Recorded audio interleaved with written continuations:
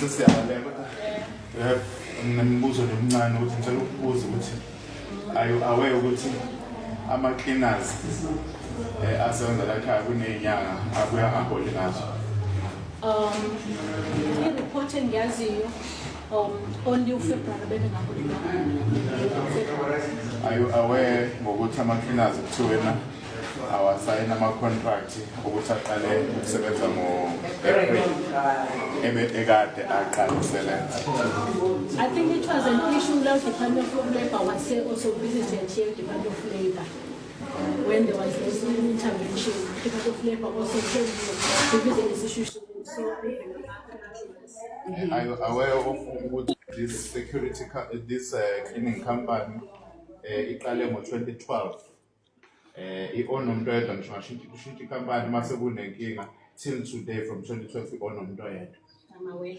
You are aware? Yes. Ishintsha ama-company. Company name. Company name. Mine nginge yafrizelwa i-account ngazi nini. Whatever, this company is it's a head office company. Okay. Ama-square meters alesibhedlela avumela ukuthi la ma-cleaners Ngicela ukuthi okunye ngingakuphenduli. But aware ukuthi ama-cleaners njengamanje awaholile. uJuly awawuholele. Engikwaziyo ukuthi mhlawumbe ngakuphendula lokho because ithina process yonke into kufanele ukuthi ba-submit everything and then I know that they paid on the 15th of August. uJuly abaholile, uyakwazi ukuthi abaholile.